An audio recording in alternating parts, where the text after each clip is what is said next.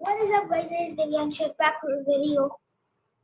Today we are gonna be learning about English and a few topics, multiple topics about English. Okay, so the first topic in our list is idiom. It's like you can say figurative language. Okay, so yeah, it's English only. So first in our line we have English, idioms and proverbs. So basically, idiom is also figurative language, but it can separated by two topics, which is idiom and proverbs, and also figurative language. So we are going to be checking out idioms in the topic of idiom and proverbs. Okay, so basically, an idiom is an expression in the usage of language that is peculiar to either itself grammatically or having a meaning that cannot be diverged from the conjoined meaning of its elements. Okay, so that basically means like idiom is something which you are directly not trying to say.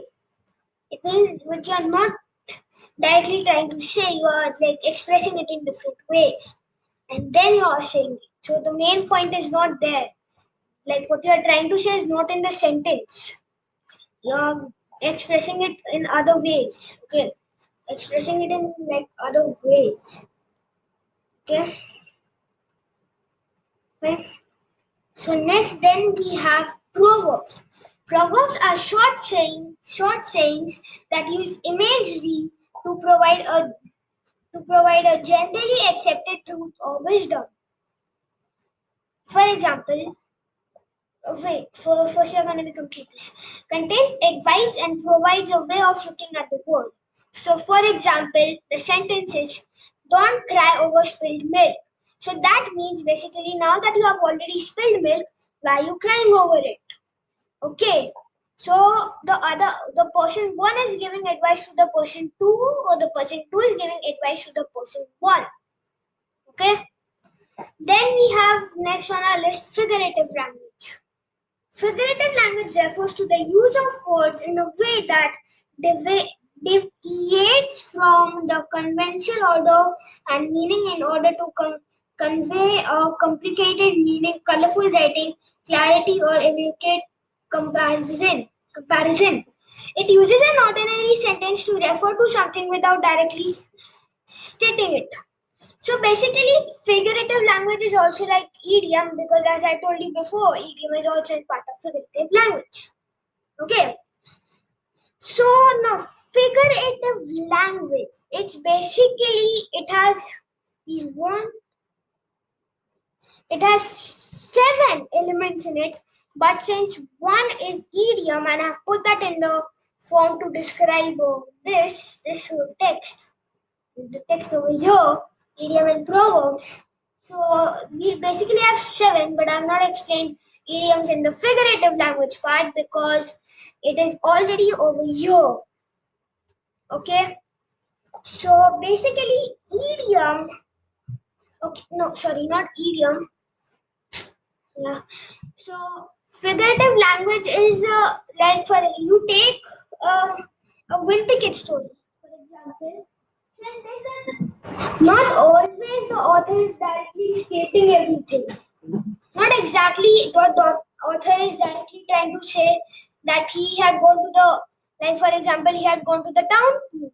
Like if he had gone to the town pool and then he had seen everything super bad. He said it in different words. He did not get to the main point. He used figurative language. Okay. So what are the types of figurative language?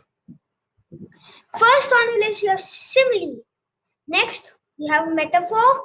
Next, then we have hyperbole. Then we have personification. And then we have onomotopia. And then we have oxymoron. So first, we're going to start off with seeing what is a simile. Simile is a figure of speech. Simile is a figure of speech which is used to compare two things with using like and as. So, for example, let's take the sentence: the man acts like a lion when he fights. So the word, just a second. So the word like in the sentence means you are comparing two things. You are comparing the man and the lion. Okay. So when the man is fighting, he acts like he's some kind of lion. So you're comparing two things in that. So that is a simile. Next we have what is a metaphor. Metaphor is a figure of speech in which a word or phrase is applied to to an object or action to which it is not literally applicable. So basically, metaphor is a phrase in which you give life to an object which is actually not possible in real life. So, for example, let's take the angry water flooded our house. So, the water can never get angry, but in figurative speech, when you are using a metaphor, it can, you can add words which make it alive, like the angry water flooded our house. Okay. Next on our list we have hyperbole. Hyperbole is a figure of speech saying exaggerated statements or claims not meant to be taken literally. So, for example, we take the sentence, I have told you a million times to clean your room. So, you can never say anything a millions of times because till then you will already be out in the heavens. So, you cannot say anything a million times. So, that is exaggeration, and exaggeration in figure of speech is a hyperbole. Next on our list, we have what is personification. The attribution of a personal nature or human characteristics to something non-human or the representation of abstract and quality human form. I think I have a confusion though. If and guys, let me tell you something. I'm not sure the meaning of what is metaphor though, and that's why you may check it on Google or something. But I know that personification is what I said for metaphor. So metaphor is not like giving life to something which is not real. Personification is giving life to something which is not real. Okay. Next on our list we have onomotopia. The onomotopia, the formation of a word from sound associated with that is named. So onomatopoeia is the noises which you make. So for example, you are snoring like okay, so like that. That's an onomatopoeia. You are making noise. And when the snake, puts her tongue out, put his or her tongue out, she's like so that is also a onomatopoeia. Then when the car's engine starts and it makes noise like dur dur, so that's also an onomatopoeia. Next, we have oxymorons, a figure of speech in which apparently contradictory atoms appear in conjunctions. Okay.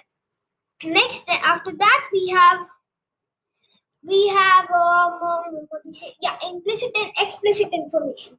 Now, what is these two informations? So these two informations are something which you can grab out of the text. So first, let's look at what is implicit.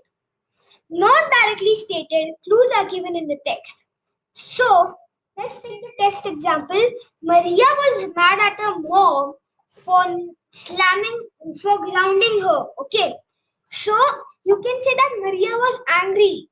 Though it is not stated in the text that Maria was angry.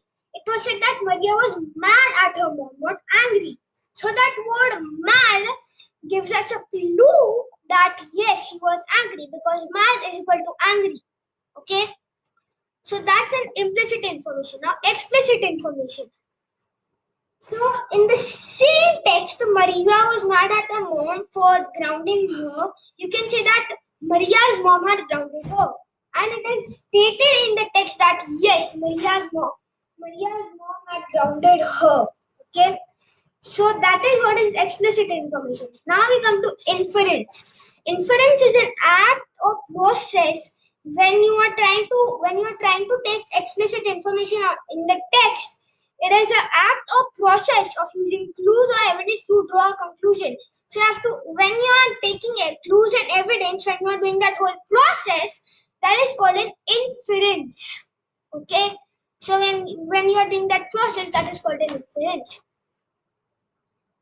So guys, thank you for watching today's video. Hope you like, share, comment, and subscribe to my YouTube channel, which is the Advancement Diary Official. For now, bye.